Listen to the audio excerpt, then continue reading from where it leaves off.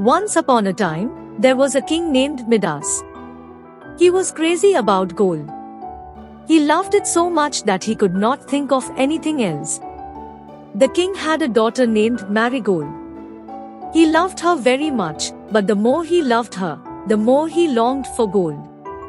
He wanted it for her so she could have lots of gold from him.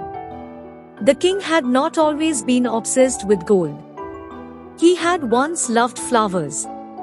His garden still had the most beautiful specimens in the world. Every morning, his daughter would pick some flowers for him. Although the king thought the flowers were beautiful, he could not help but think about how much money these exotic flowers would bring him. The king had the habit of retiring to his treasure room every night before going to bed. There he hugged all his gold objects. "Oh, if only I were the richest man on earth," he often thought to himself. "If only I could possess all the gold in the world," he sighed again and again. One evening, a stranger appeared in the treasure room. That was strange, because the king always locked the door, even when he visited the treasure room. This must be an angel or a fairy.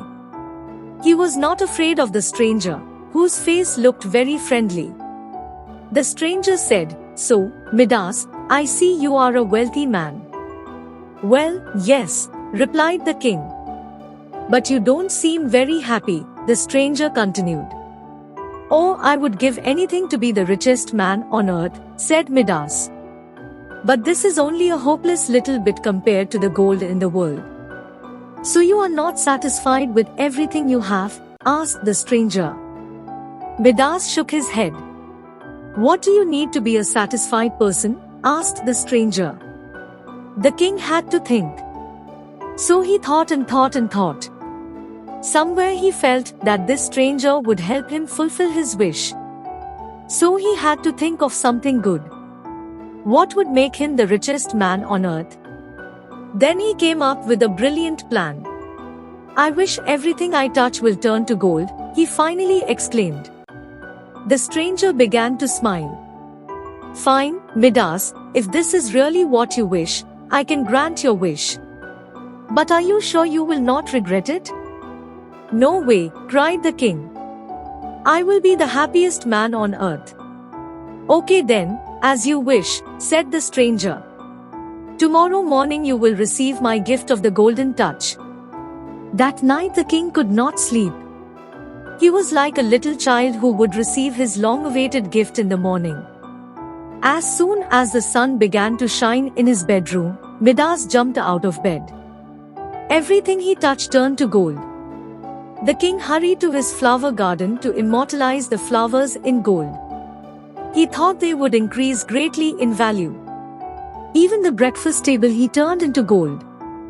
The king had a royal breakfast with lots of fresh fruit, fried eggs, fresh baked bread, but he was waiting for his daughter Marigold, who walked crying through the hall. When she entered the breakfast room, the king asked why she was so sad. From her apron she took out a golden flower.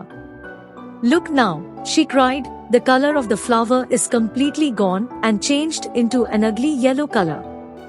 And the scent has completely disappeared. What has happened to these poor flowers?"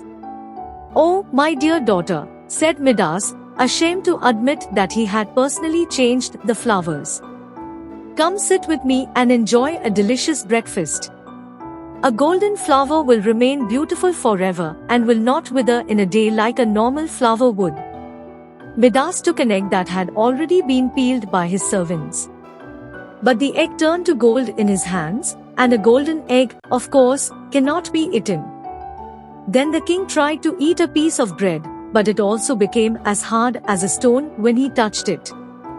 He began to realize that he might not be so happy with his gift of the golden touch. He looked at his daughter's sad face and realized that he had caused her a lot of grief by changing the flowers.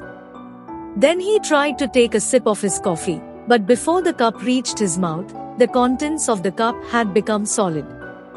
"Oh," cried the king. "What now? I can't even enjoy a piece of bread or a cup of coffee like the poorest beggar would do. How can I undo this?" Would I rather be a beggar instead of a king with the most money in the world? The king was very confused. The king looked at his daughter and realized that he had misjudged wealth. His most valuable possession was sitting right in front of him, and nothing could outweigh the value of his daughter, not even the gift of the golden touch. A tear rolled down his cheek, and when Marigold saw it, she asked, "Dear father, what's wrong with you?" "My dearest Marigold, you will think your father is an old fool," the king replied. Marigold then stood up to hug her father, and the king gave her a kiss. "You're a darling," said the king. But Marigold did not respond. She had turned to gold. Oh, what had he done? With his touch, he had turned his daughter into a golden statue. The king, who at times when he loved his child most, always said that she was worth her weight in gold, had now made that expression a reality. How foolish he had been. He would give up all his riches immediately if it meant getting his daughter back to her original state. Suddenly, the stranger was back at the door. "And Midas," said the stranger, "do you like the golden touch?" Midas shook his head.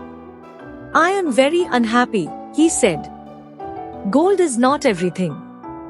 I have lost everything that really mattered to me. I now realize that a piece of bread is better than all the gold in the world. So you would like to trade the gift of the golden touch to get your little Marigold back the way she was an hour ago?" asked the stranger. "Nothing more than that," replied the king. "You are wiser than you were," said the stranger, looking at him seriously. "Your heart has not turned to gold. You now seem to understand that the most common things within everyone's reach are much more valuable than the riches that so many people desperately seek. If you want to get rid of the gift of the golden touch, you must dive into the river that flows past your palace. Take a vase and fill it with the water from the river. Sprinkle the water on all the changes you want to undo. If you do this in all sincerity and honesty, it will repair the damage you have caused with your greed." The king didn't waste any time grabbing a vase to jump into the river. In the water, he realized that he had changed. He felt lighter and definitely happier. He filled the vase and rushed back to the palace, where he poured the water over Marigold. Not all of it, because it was also needed to restore the flowers. Marigold returned to her normal self and didn't even know she had been a golden statue for a while. Midas didn't feel the need to tell her how foolish he had been, but preferred to show how much wiser he had become. They lived happily ever after, and their grandchildren loved to listen to the wonderful story of the old king. The king never looked back at gold, but only had eyes for the real treasures around him.